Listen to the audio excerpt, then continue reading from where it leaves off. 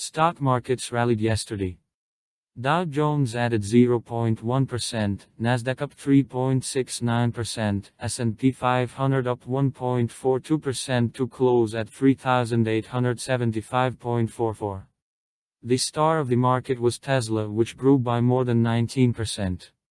MicroStrategy also grew by 14.7%. The only thing these two companies have in common is Bitcoin.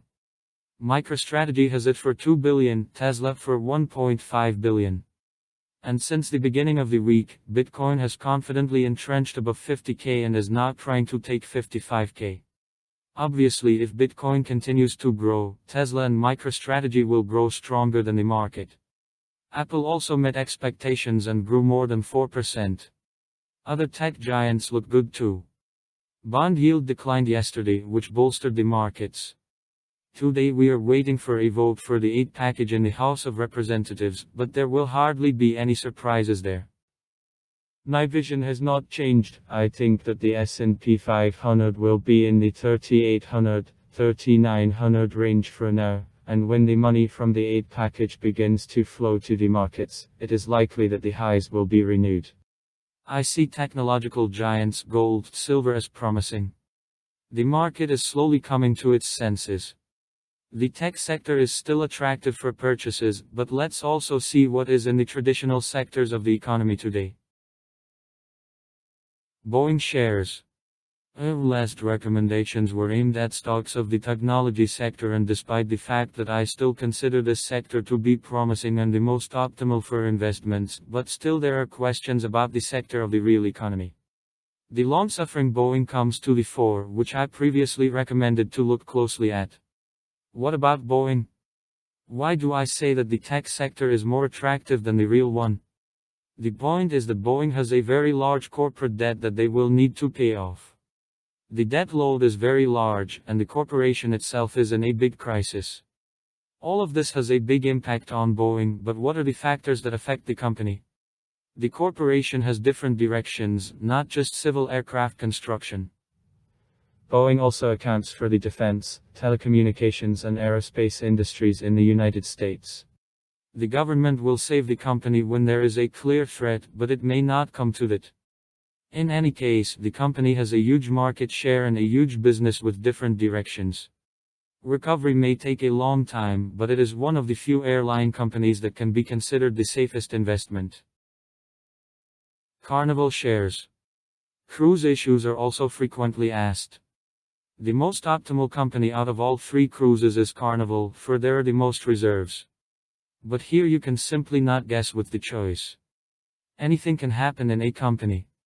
How long the crisis will last, none of us can know for sure, and also no one will be able to answer the question, how long will the cruises remain? Therefore, the best Carnival strategy is short-term long, short and whatever suits the current situation.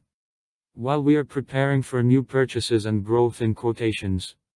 Most recently, the support level was pierced by a pin bar, and this can be regarded as a buy signal. However, the risks are quite high here. My recommendation here is only speculative.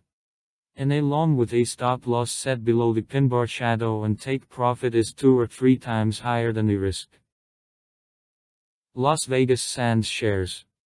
The picture is almost the same for casino shares.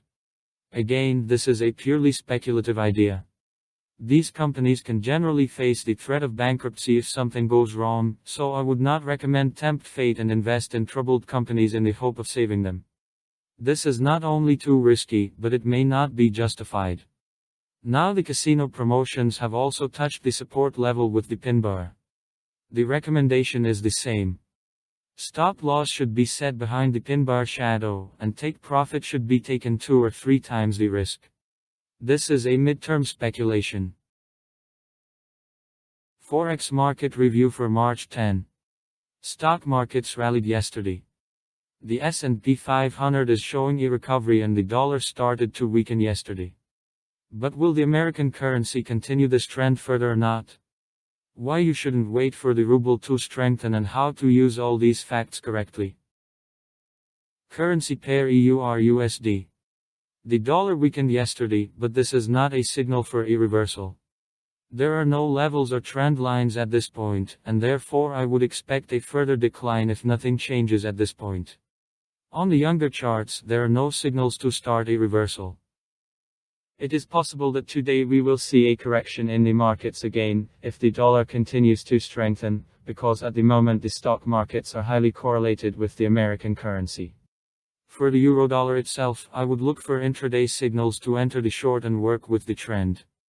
I don't see any changes now. Currency pair GBP/USD. And finally it happened. Fortunately, I remembered this possible deal and we did not miss the opportunity. In previous reviews, I said that prices will tend to this lower trend line. The trend itself has not yet been broken and we can look for an entry point in the currency pair. And there are quite a few of them at this level. However, alas, the pin bar was not formed on the daily chart, but there were enough of them on the 4-hour and even 1-hour chart. They can also be used to close a deal. If you are considering this signal, you can enter with a mathematical expectation of 1-2 or 1-3. If you trade conservatively in this market, then it is better to focus on daily signals. I would take a chance here personally and place a stop loss behind the shadow of a bullish 4-hour pin bar.